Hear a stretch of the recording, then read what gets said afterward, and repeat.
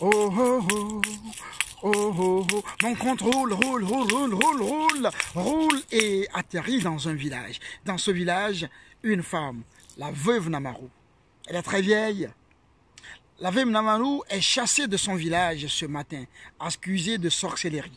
Cette fois, la veuve Namaru a accouché et cette fois, elle a perdu le fruit de ses entrailles. La voilà seule dans cette forêt. Et pour se nourrir, elle se promène tous les jours dans la forêt pour chercher des fruits secs, des racines, des tubercules sauvages. Alors qu'elle attend encore une promesse de vie.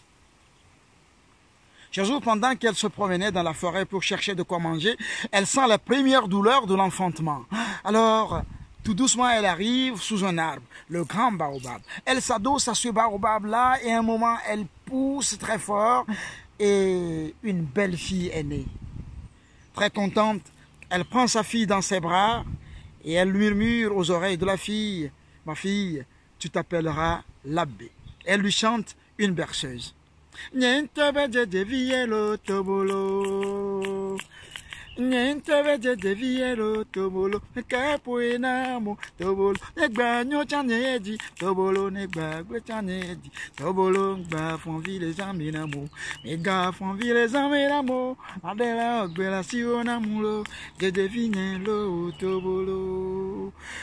moment, elle sent ses forces l'abandonner. Elle comprend.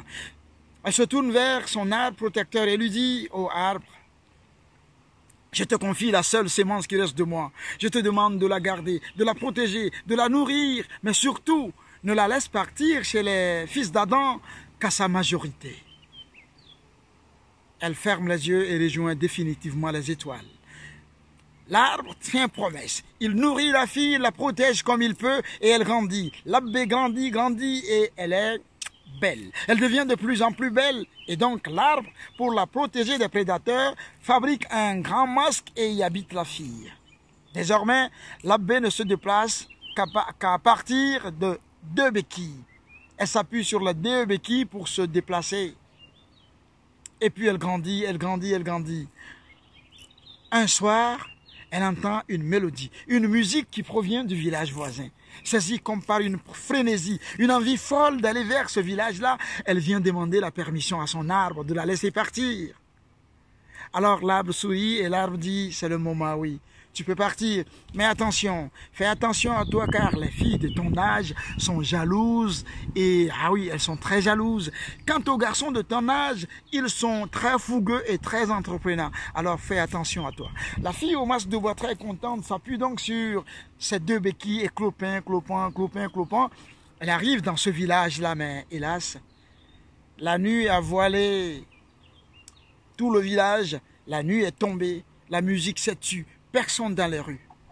Alors la fille au masque de bois va demander hospitalité. Elle toque à une première porte, une deuxième. Au bout de la 7e tentative, une porte s'ouvre. Et devant elle, une femme très généreuse.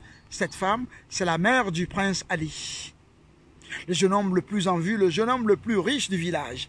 Je vais bien t'offrir l'hospitalité, mais avant, dis-moi, es-tu un être humain ou un génie?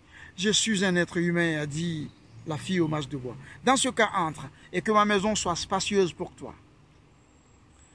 Mais le lendemain, comme à l'accoutumée, Ali vient dire bonjour à sa mère et prendre son petit déjeuner. Et dans la cour, il aperçoit la fille au masque de bois. Mère, ce masque est un présage de malheur. Je vais le jeter au feu. Ah non, abstiens-toi de le faire, dit la mère, si tu ne veux pas être cité parmi les violateurs de loi de l'hospitalité. Ah, Ali comprend ce que c'est, il connaît la tradition. Il abandonne son projet. Mais il dit à la mère, maman, promets-moi une chose tout de même. Je voudrais qu'à chaque fois que je viens prendre mon petit déjeuner, que tu caches cette fille, je ne veux pas la voir. La mère lui dit, ça, on peut le faire. Et donc, tous les matins, quand les griottes d'Ali le sentent venir, elles ont concocté une chanson elles se mettent à chanter pour avertir la mère, pour qu'elle cache la fille au masque de bois. Ce matin encore, voilà Ali qui arrive chez sa maman. Les griottes se mettent alors à chanter. Iyakaudala bezan shaura, iyakaudala bezan shaura, iyakaudala bezan shaura, iyakaudala bezan shaura, ndanagala beban shaura, iyakaudala beban shaura, iyakaudala bezan shaura. Très rapidement, la mère cache la fille au masque de bois. Le prince Ali prend son petit déjeuner et il repart.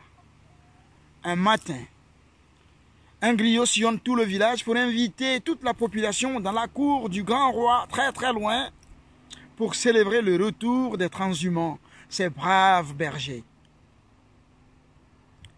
Ali et ses guerriers décident d'y aller. Pour son voyage, les voilà partis ce matin-là.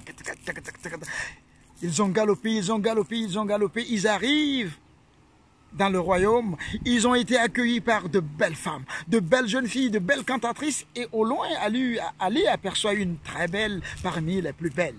Il s'approche d'elle, il engage une discussion avec elle et tout à coup, l'amour naît dans leur cœur. Mais soudain, la terre se met à trembler très fort. Des monstres surgissent de partout, avec des armes. Ils engagent un combat jaloux avec Ali. Ils ont lutté, ils ont lutté, ils ont lutté corps à corps avec des sabres. Un moment, Ali sent sa force aussi l'abandonner. Alors il sort une bague qu'il glisse à l'annulaire de sa bien-aimée et il lui dit « Ceci est un gage de notre alliance. Si je succombe, il te servira de souvenir. » Et un moment, Ali s'évanouit. Quand il s'est réveillé, il s'est retrouvé sur un tas d'immondices situé derrière la case de sa mère. Il vient raconter sa mésaventure à sa mère et il dit à sa mère, je vais y retourner le lendemain, s'il te plaît maman, je vais retourner. Et pour son deuxième voyage vers ce royaume, sa mère prépare des galettes de mil pour l'accompagner. Et pendant qu'elle préparait la galette, la fille au masque de bois s'approche et dit « Maman, je peux t'aider, mais non, tu ne peux pas. Tu sais que mon fils ne te supporte pas, ne supporte pas te voir. Mais non, on va vite le faire, il ne va pas s'en apercevoir. » Elle a persuadé la mère et très généreuse, la mère accepte. Et voilà qu'elles ont préparé les galettes. Un moment plus tard, Ali et ses guerriers arrivent.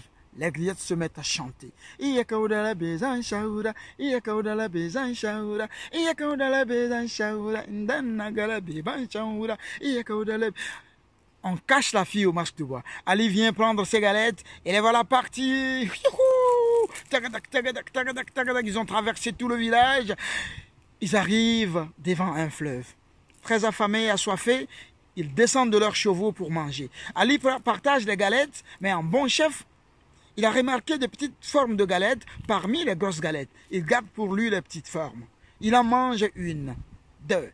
La troisième galette, quelque chose de dur dans la galette. Il ouvre la galette, il hallucine. La même bague qu'il avait donnée à sa bien-aimée. Alors il est confus, il est troublé. Il ramasse son troupeau, il ramasse sa troupe, et les voilà partis. Ils font demi-tour. Ils arrivent devant la maison et la mère a eu le temps de cacher rapidement la fille au masque de bois. Ali descend de son cheval et s'approche de sa mère. Mère, dis-moi, qui est-ce qui a préparé les galettes avec toi? Mais non, Ali, je l'ai préparé tout seul. Mère, dis-moi la vérité. Si tu veux que je vive, dis-moi, qui est-ce qui a préparé les galettes avec toi? Je vais te le dire. Mais avant, Ali, promets sur ce sein que tu as tété que tu ne feras pas du mal au coupable. Mais non, au contraire, maman. Alors la mère va chercher la fille au masque de bois. Elle s'approche du prince Ali. Ali s'approche d'elle et il prend la fille dans ses bras. Contre toute attente, il dépose un baiser sur le front de cette fille qu'il ne supporte jamais de voir. Alors là, on entend... Le masque tombe. Le masque se brise en plusieurs morceaux.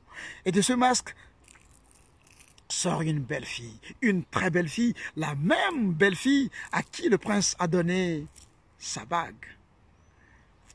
Il l'embrasse, il la serre très fort dans ses bras, sous le regard bienveillant et amusé de la mère, de toutes les griottes et de tous les guerriers qui l'accompagnaient.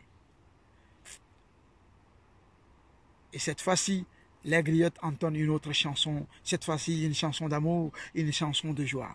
Aure mouye, aure mouye, aure mouya zauna bukata mouya biya.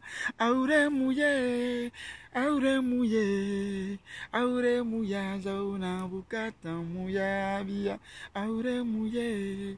Le mariage est célébré entre l'abbé et la fille au masque de bois et le prince Ali. Et mon conte est fini. Aure mouillé.